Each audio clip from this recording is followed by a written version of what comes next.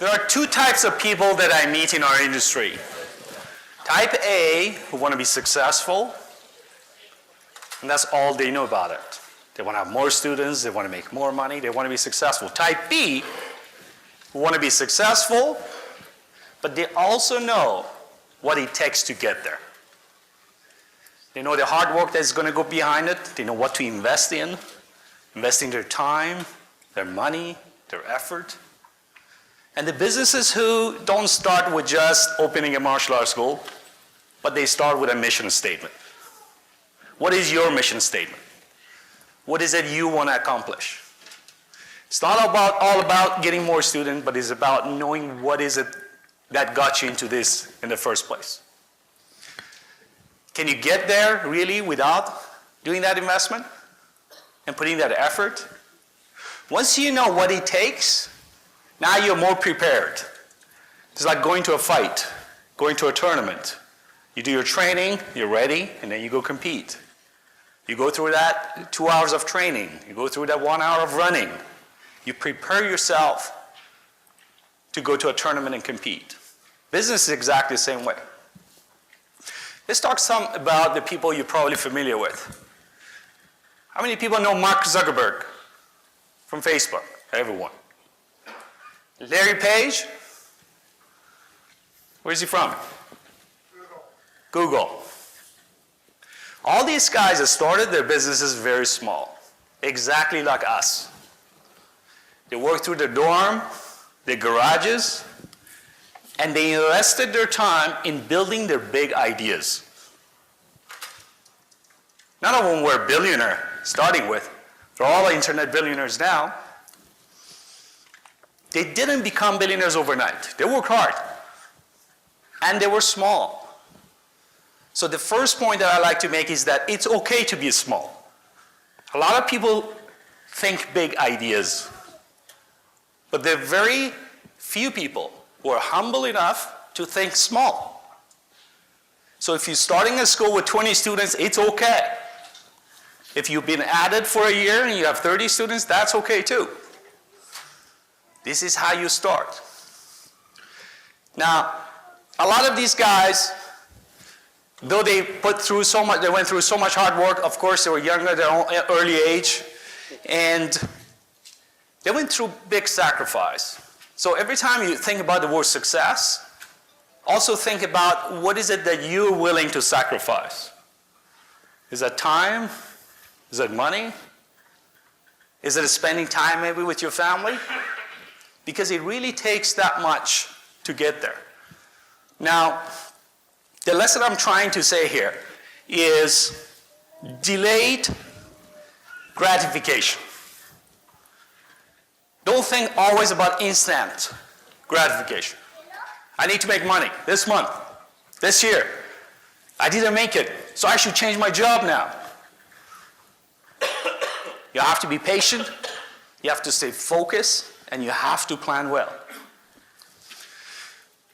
I called Master Silva, and I asked him, I said, can you tell me a little bit about yourself? What was it that you sacrificed to be where you are today? You know, he started thinking for a minute, and then he said, you know, Farid, I work 12 hours a day, 6 days a week, but honestly, it didn't feel like work. I was having so much fun, I was enjoying it so much, that it didn't feel like work. So yet now he's thinking back, and he thinks that's what he was sacrificing, but really it was an investment that he was making in his future, in the future of his children and family. So it's not all that bad when you think of it that way, right? And the word that I want you to go home with this weekend is investment. Investment is not only about money and making more money. No. Invest your time. Invest in education for yourself and your staff member. We talked about that this morning. And you said, yes, you have invested in your staff. That's amazing. Things they don't know, get them to learn instead of letting them go immediately. If they're willing to learn.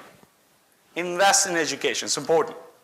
It's also important to invest in your clean school. Your school has to be clean.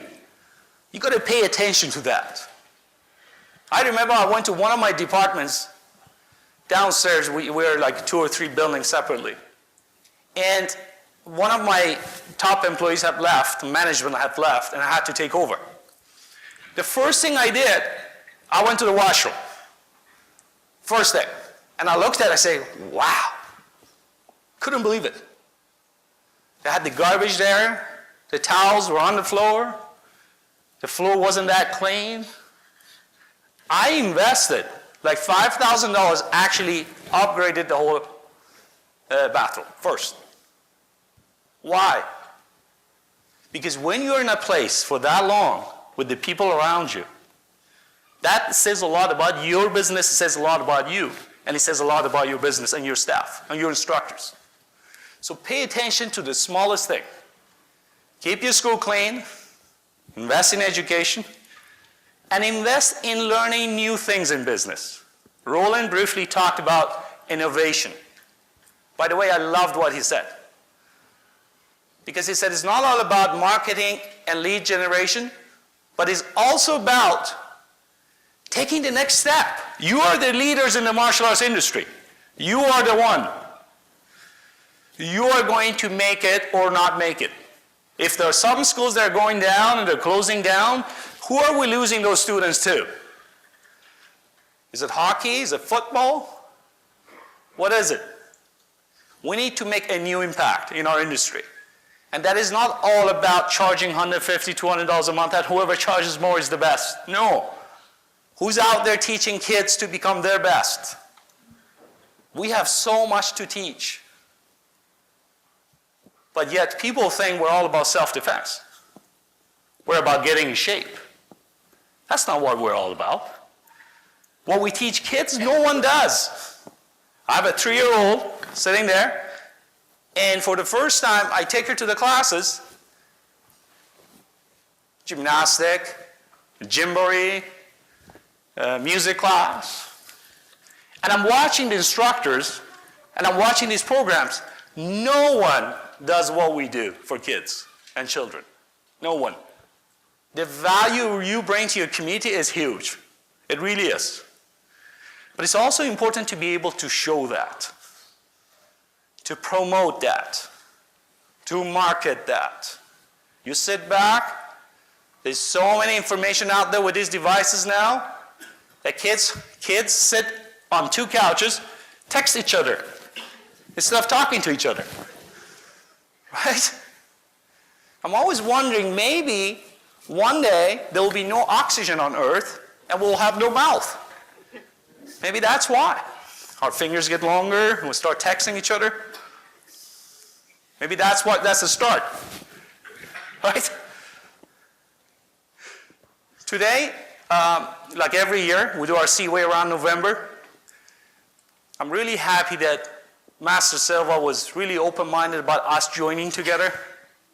Because again, it's not really about a company, a technology, but it's about us helping each other to become more.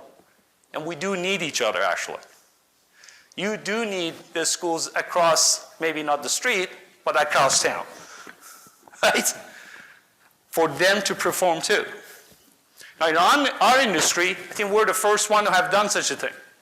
So I want to personally thank Master Silva for his great openness to this.